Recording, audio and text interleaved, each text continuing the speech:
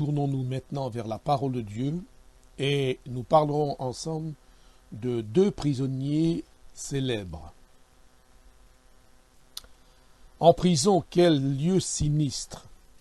C'est bien le dernier endroit au monde où les hommes et les femmes veulent aller. Pourtant, nous constatons que les prisons sont pleines, que d'incertitudes et de tourments pour les familles qui sont dehors. En prison, le temps est long, les nuits interminables.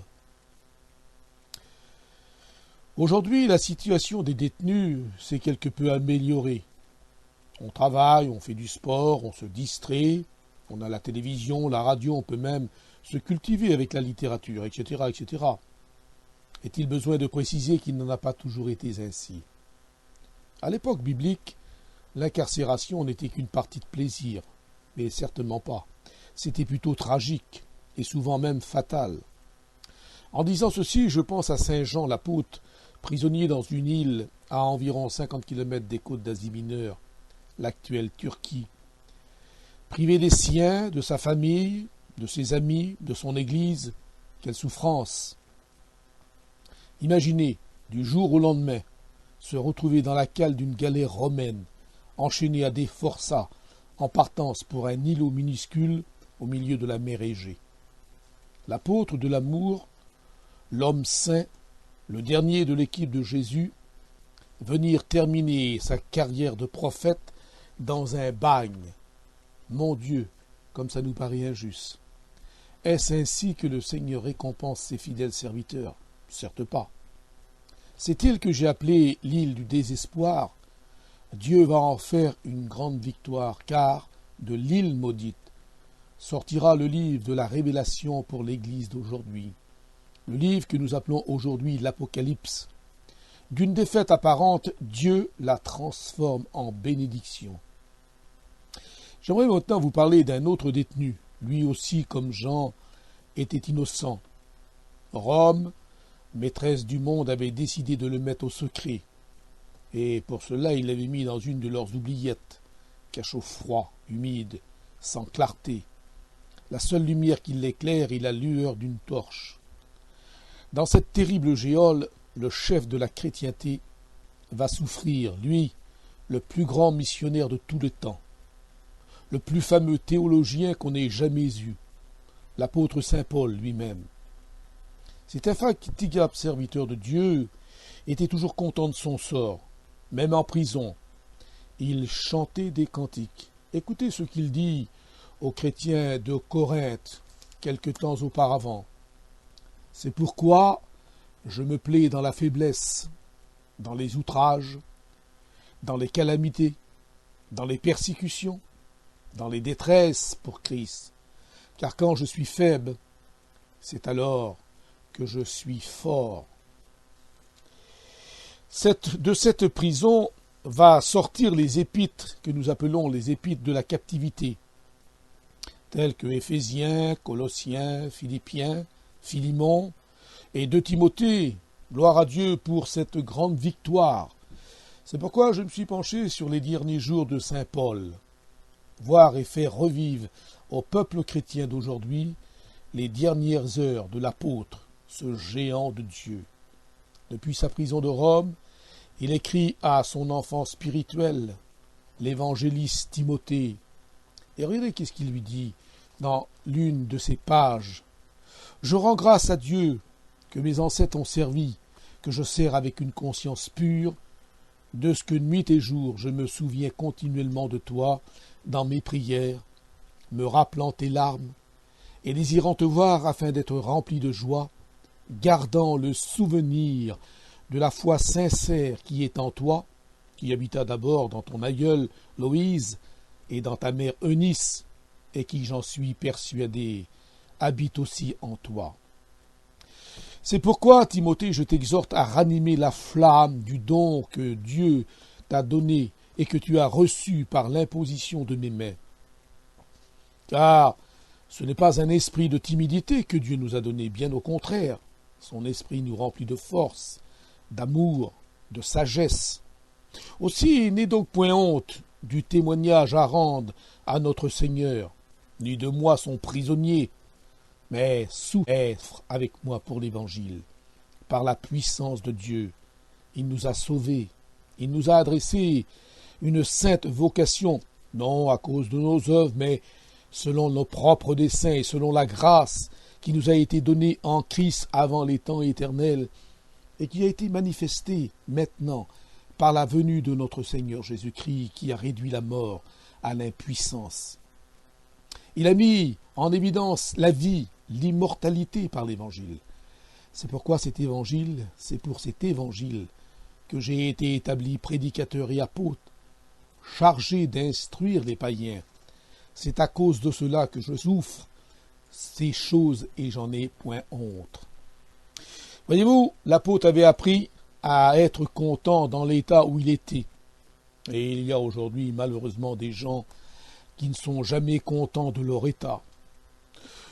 Je me souviens avoir lu ce témoignage quelque part. Un chrétien chinois qui n'avait pas de souliers était en colère parce qu'il n'avait pas de quoi mettre quelque chose à ses pieds. Et puis un jour, il a rencontré un de ses semblables, mais qui lui n'avait pas de pieds. Vous vous rendez compte la différence? Paul est en prison, il ne se plaint pas. Et voyez-vous, cet épître que nous venons de lire fut les derniers écrits de l'homme de Dieu. On l'avait surnommé le chant du cygne de Paul. C'est sa dernière lettre, sa dernière épître, son testament spirituel. Le vieil apôtre avait été arrêté probablement à Éphèse, dénoncé par un certain Alexandre. Et Timothée qui est là, qui assiste à l'arrestation, il est en larmes. D'ailleurs, vous vous rendez compte, le verset 3 nous dit « Je me souviens de toi dans mes prières, me rappelant tes larmes ». On voit que Timothée a le cœur brisé de voir son grand ami et maître arrêté et jeté dans une prison. Le grand apôtre sait qu'il est en train de vivre ses dernières heures. Il a environ 65 ans. De sa prison à Rome, où il est la cité impériale de l'empereur Néron, un jeune monarque venu au pouvoir à l'âge de 18 ans. L'histoire nous apprend que ce monstre s'est suicidé à 32 ans. Un véritable monstre de cruauté tellement il a fait souffrir les chrétiens. Et Paul, sous sa juridiction, va croupir en prison pendant bien longtemps. Paul est dans son cachot, lié de chaînes, et là on découvre qu'il est en train de faire le bilan de sa vie. Il se rappelle certains souvenirs, ses joies, ses souffrances, ses persécutions. Tout cela défile devant ses yeux comme devant un film. Il se rappelle la conversion et la confession de Timothée. Regardez, quand il rappelle cette conversion, il dit « Et pour laquelle, Timothée, tu as fait une belle confession en présence d'un grand nombre de témoins. » Et tous ces souvenirs merveilleux dont Paul a vécu passent devant lui, et là, dans cette prison sombre, dans cette pénombre, il se rappelle, se remémore chacun de ces instants bénis. Timothée, son jeune ami, jeune serviteur de Dieu, était le fils d'une femme juive qui s'appelait Eunice et d'un père qui était grec. Sa conversion date probablement à la suite de la guérison de l'homme impotent de naissance, dont nous découvrons le récit dans le livre des Actes, au chapitre 14 et verset 8. Dès lors, le jeune homme va le suivre. La foule, qui est en délire, Barnabas et Paul sont comparés alors à des dieux de la mythologie grecque, Jupiter et Paul Mercure. Et voyez-vous, dans son cachot, dans cette prison, alors que les nuits sont interminables, il semble que Paul revoit tout cela comme si c'était hier. Pourtant, 20 ans viennent de passer. Ses pensées le guident maintenant à Antioche, à Icône, à Lystre. Que s'est-il passé pour que le vieil apôtre se souvienne encore de ces moments mémorables, dirons-nous? Et pourtant, Dieu sait qu'il s'est passé là des faits tragiques. Que s'est-il donc passé exactement? Eh bien, quand on lit le récit que saint Luc nous en fait dans le livre des Actes, nous découvrons quelque chose de tout à fait stupéfiant. Acte 14, 19. Alors il survint à Antioche et à Icône des Juifs qui gagnèrent la foule et qu'ils, après avoir lapidé Paul, le très Paul, nèrent hors de la ville, pensant qu'il était mort. Mais les disciples l'ayant entouré, il se leva et entra dans la ville. Oui, Paul a failli y laisser sa vie. Et on comprend que bien des années plus tard, il revoit encore ces choses comme si c'était hier. Et regardez ce qu'il écrit encore à Timothée. Pour toi, Timothée, tu as suivi de près mon enseignement. Rappelle-toi ma conduite, mes projets, ma foi, ma douceur, mon amour, mes persécutions, mes souffrances. À quelles souffrances n'ai-je pas été exposé à Antioche, à Icône, à Lys? Quelle persécution n'ai-je pas supporté? Eh oui, la souffrance était le lot de chaque jour de ce grand homme de Dieu. En prison, on le sait, les jours sont longs, l'absence de ses amis lui pèse sur le cœur. Un certain nombre d'entre eux s'étaient quelque peu refroidis dans la foi. Et on découvre que saint Paul dit, non pas avec rancœur, mais avec mal au cœur, tu sais que plusieurs m'ont abandonné, dont Démas. Heureusement, s'il y en avait d'autres qui étaient partis, d'autres étaient restés fidèles, ses amis fidèles. Il se rappelle avec émotion de Priscille et Aquilas, ce jeune couple qu'il avait rencontré 18 ans plus tôt et logé chez eux pendant 18 mois. C'est grâce à eux d'ailleurs que l'église de Corinthe avait été fondée. Il parle de Héras, le trésorier qui est resté à Corinthe, de Tychique, l'envoyé spécial, porteur de ses lettres dans tout l'Empire romain. Il parle d'Onésime, l'ancien esclave devenu chrétien. Et sa pensée parle aussi de Trophime, l'ami qu'il avait laissé malade à Milet, sans oublier bien entendu Onésiphore. Et là, il y pense très fort. Qu'avait-il donc fait pour que, à la fin de sa vie, Paul se souvienne encore de ce garçon? Regardez ce qu'il est écrit. Il dit que Onésiphore, il m'a souvent consolé, et il l'a fait à maintes reprises. Ah, à ce moment-là, c'était le bon moment. Aujourd'hui, frères et sœurs et amis qui m'écoutez, peu de chrétiens consolent leur pasteur.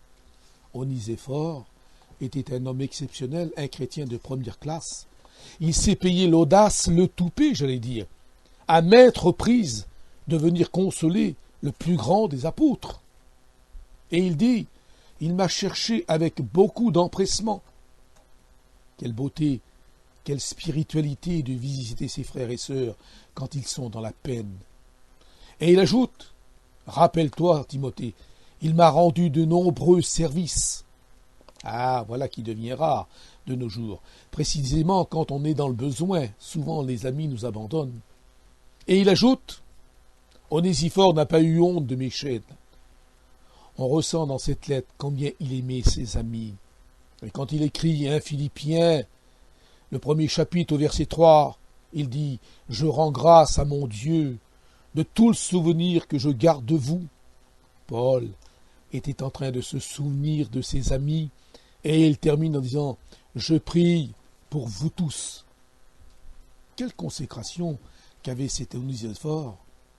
Il connaissait son époque, c'est sûr. Il savait qu'en prison, c'était l'antichambre de la mort. Et on le voit partir d'une ville qui s'appelle Philippe pour aller jusqu'à Rome. Une distance de plus de 1000 kilomètres à vol d'oiseau, voire près du triple par la route. Et cet infatigable garçon va marcher des jours, des semaines, des mois probablement, pour venir apporter un peu d'aide à son vieux maître qu'il est en prison. On sait qu'en prison, c'est la privation de nourriture, privation de la famille, les coups, les chaînes, le froid. Je comprends pourquoi qu'il dit à Timothée, quand tu viendras me voir, apporte le manteau que j'ai laissé chez Carpus. L'apôtre a froid dans les géoles romaines, il fait froid dans les oubliettes.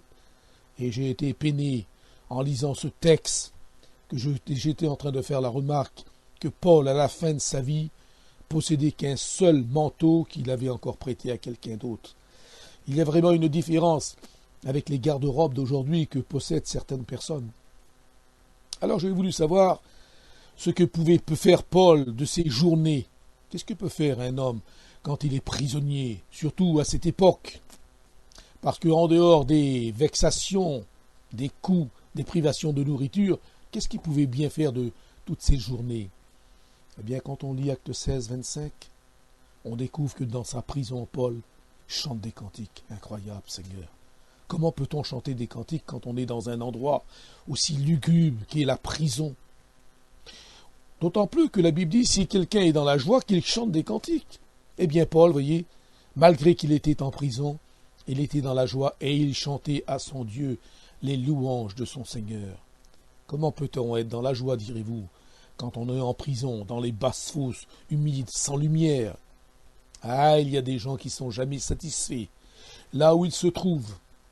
Et puis, j'ai découvert également que saint Paul, dans sa géole, était souvent à genoux dans la journée, et parfois même au milieu de la nuit, il se réveille, et il prie, il intercède pour Timothée. Nous l'avons lu tout à l'heure.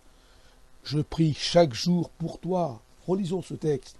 Je rends grâce à Dieu que mes ancêtres ont servi, que je sers avec une conscience pure, de ce que nuit et jour je me souviens continuellement de toi dans mes prières. Vous imaginez quelle ardeur mettait saint Paul à mettre en exécution la prière pour ses amis. Et puis, ça ne s'arrête pas là, son activité. On va le découvrir en train maintenant d'étudier la Bible. C'est curieux. Regardez qu'est-ce qu'il dit à son élève. Quand tu viens, apporte les livres, surtout les parchemins. Pourtant, peut-être que certains peuvent dire ce n'est guère l'endroit pour étudier. C'est vrai, Paul n'avait pas de lumière, de plus il était âgé, et de plus il n'avait pas de lunettes.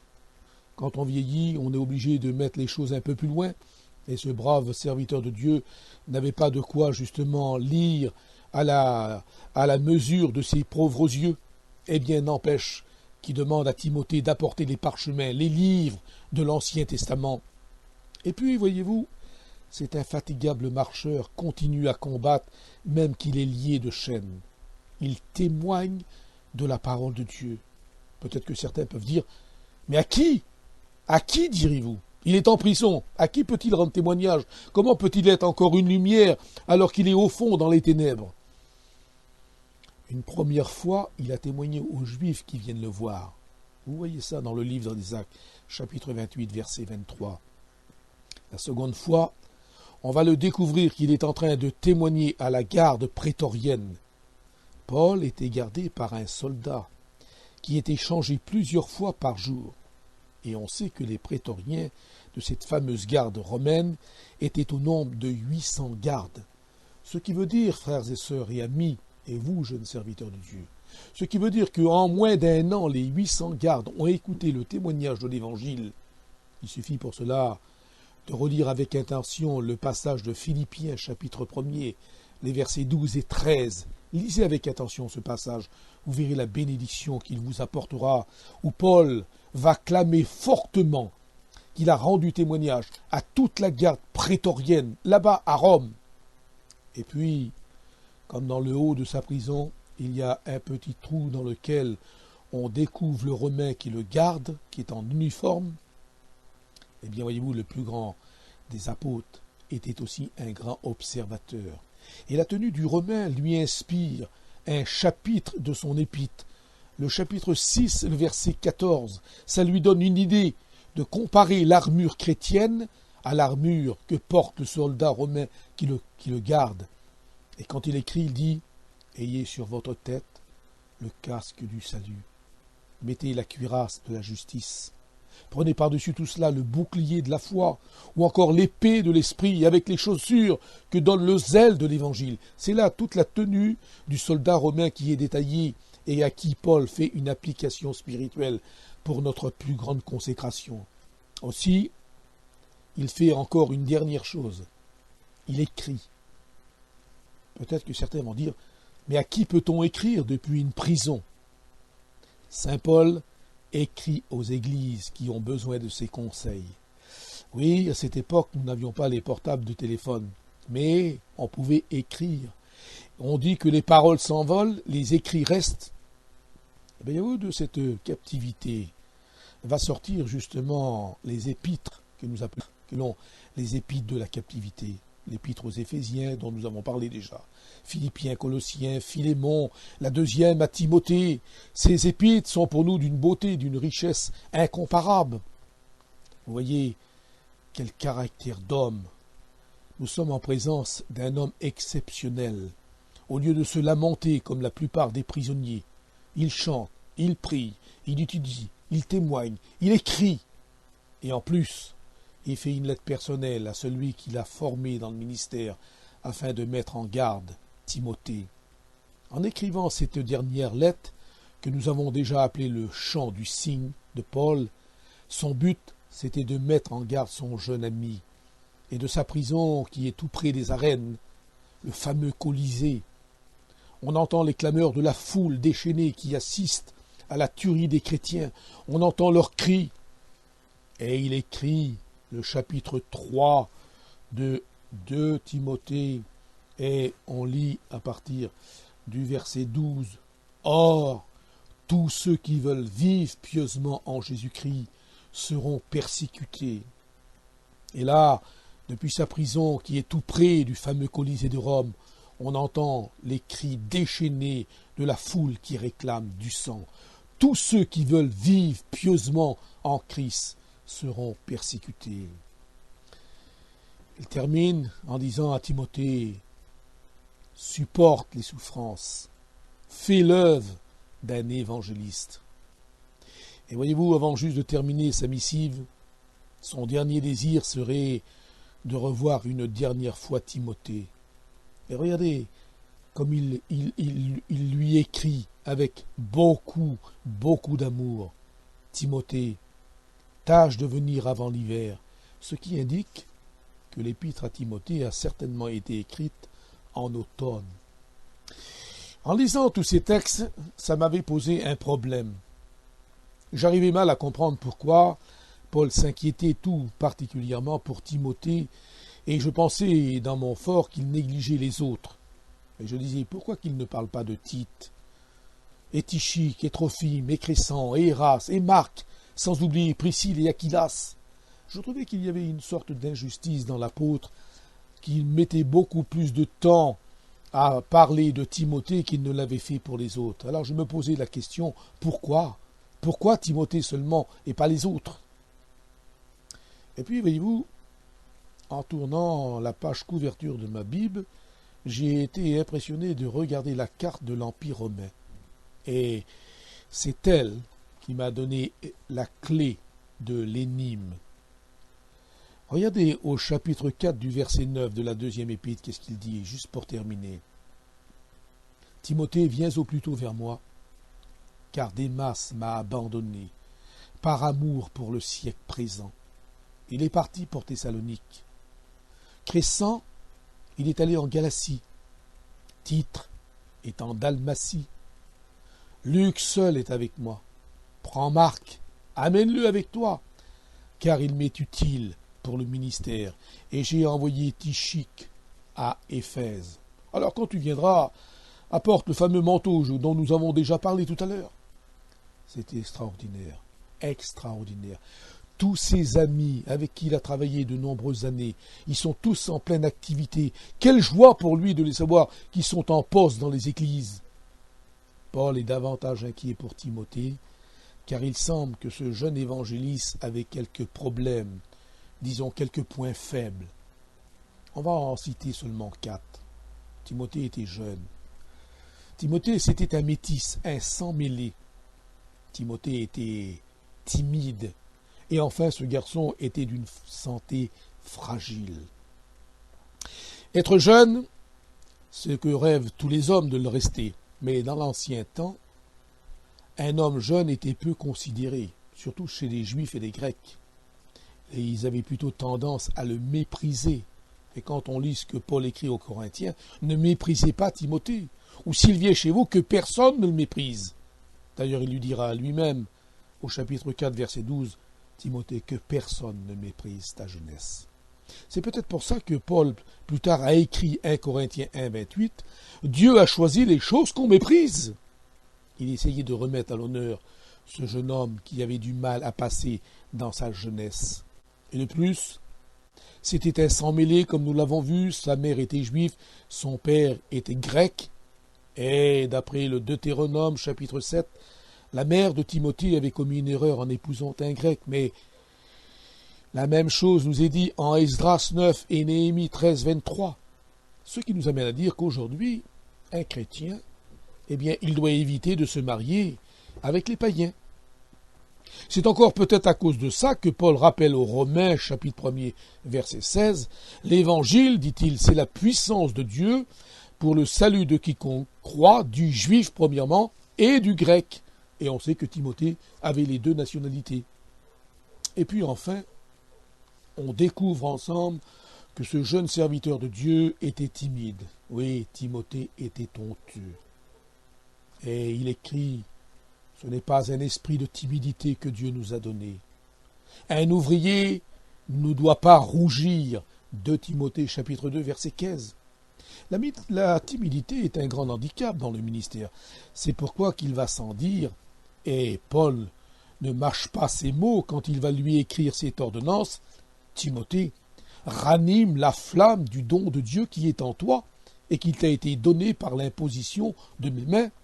Ou encore, dans un autre moment, on va lui dire, Timothée, ne néglige pas le don de Dieu. Paul lui rappelle que des prophéties avaient été données pour son appel.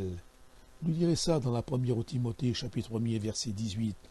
Et puis enfin, pour terminer ces 4 points pour Timothée, on a découvert qu'il était de santé fragile. L'Écriture dit qu'il avait de fréquentes indispositions. Timothée souffrait de l'estomac. Paul lui donne un peu de médicaments humains, disons, use d'un petit peu de vin, dit-il. On comprend que l'eau n'était pas très bonne qualité à cette époque. Elle n'était pas raffinée ni chlorée comme elle l'est aujourd'hui. Autrement dit, il l'invite à prendre soin de sa santé afin de bien servir le Seigneur. Ce qui nous amène à dire, pour notre jeunesse d'aujourd'hui, d'être très prudent avec le vin, parce que n'oublions pas que les païens nous regardent, et souvent on dit que la parole de Dieu est blasphémée parmi ces gens à cause de nous. On comprend maintenant pourquoi Paul était inquiet pour Timothée. Et puis, le temps va passer tellement vite, peu de temps après. Le grand missionnaire mourut. La tradition nous dit qu'il fut décapité, la tête tranchée. Sa mort prématurée nous aura privés des 15 dernières meilleures années de son génie spirituel. Il est probable qu'un certain nombre d'épîtres auraient été rajoutés au Nouveau Testament, ce qui aurait fait notre bonheur et notre joie. Nous aurions probablement su ceux que sont devenus tous ses amis, spécialement Démas, qu'il avait abandonné, et Archippe, à qui il avait dit « Prends garde à ton ministère, afin de bien le remplir ». Et puis, ce livre se termine par une dernière recommandation, toujours à Timothée, son enfant légitime. Il va lui dire, Timothée, veille sur toi-même. Autrement dit, désormais je ne pourrai plus le faire, moi je ne serai plus là. Paul ne pourra plus veiller sur Timothée, parce qu'il sait qu'il va mourir. Et quand il dit, pour moi le moment de mon départ approche, j'ai combattu le bon combat, j'ai achevé la course. Ce sont là ses derniers mots. Et voyez-vous, le terme grec qui est employé ici est très fort. C'est comme les marins qui ont largué les amarres. On sait qu'il largue les amarres pour aller maintenant au grand rendez-vous, rejoindre son Seigneur, qu'il a servi pendant plus de 30 ans. Timothée devra désormais veiller sur lui-même. Il n'y a pas de meilleur gardien de toute façon. On a notre propre conscience, plus la parole de Dieu qui nous dit ce qu'il faut faire, et surtout ce qu'il ne faut pas faire. Et puis peut-être un dernier exemple pourrions-nous prendre, celui que nous trouvons dans l'Ancien Testament, dans le premier livre des Rois, chapitre 20, verset 21. C'est le roi d'Israël qui dit ça face à son ennemi, que celui qui revêt une armure ne se glorifie pas comme celui qui la dépose. Ici, Paul est en train de déposer son armure de son ministère. Il va périr. Timothée la revêt pour assurer la continuité. Aussi Timothée, muni de ces 2 épîtres qui portent son nom, redoublera de zèle maintenant pour le service du Seigneur. lui aussi, comme son maître et ami, ira en prison avec l'auteur mystérieux de l'Épître aux Hébreux. On ignore où et comment il est mort. En tout cas, une chose est certaine. Grâce à ces souvenirs que Paul évoque dans sa prison, nous avons pu connaître ses derniers moments, ses dernières heures. Une vie livrée sans partage à son Dieu, au service de l'Église de Jésus-Christ pendant plus de 30 ans. Il va maintenant mourir au champ d'honneur, la parole de Dieu à la main, qui est l'épée de l'Esprit. Et il laisse à ses enfants spirituels un héritage considérable, 13 épîtres, précieuses recommandations pour l'Église à travers tous les siècles. Paul a demeuré un exemple de consécration jamais égalé. Dommage qu'il est mort si tôt, nous aurions pu savoir ce que sont devenus Timothée et les autres. On sait par la suite que Timothée a été responsable de l'église d'Éphèse. Il continuera l'œuvre missionnaire que saint Paul avait déjà commencée.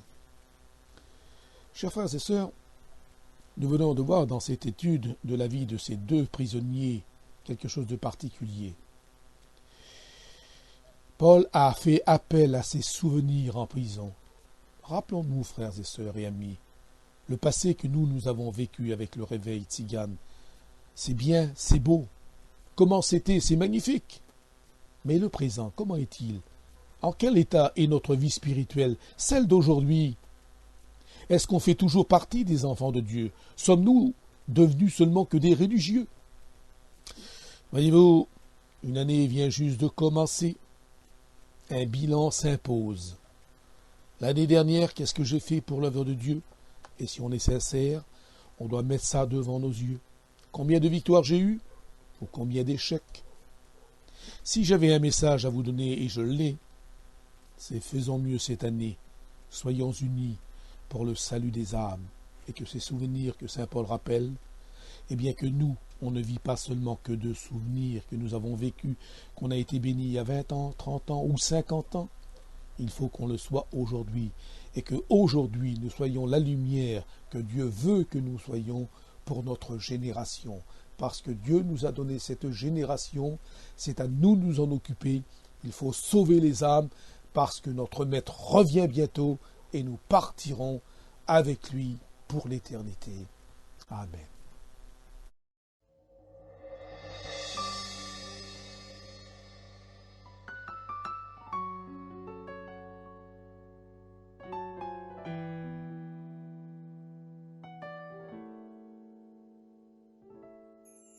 Nouvelle naissance pour tous les hommes.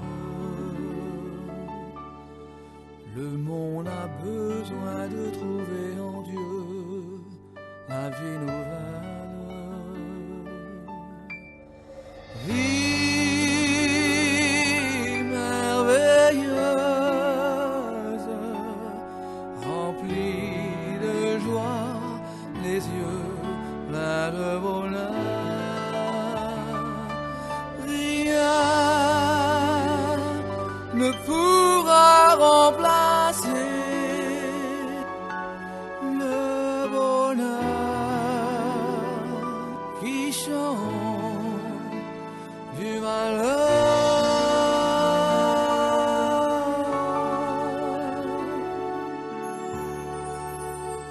Nouvelle naissance pour tous les hommes. Mon cœur a besoin de trouver en Dieu une vie nouvelle. Vie merveilleuse,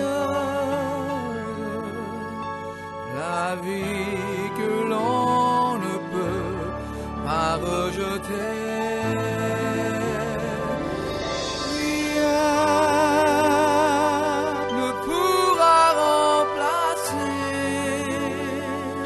Rien ne peut changer la vie nouvelle que seul Jésus peut donner pour avoir un cœur satisfait.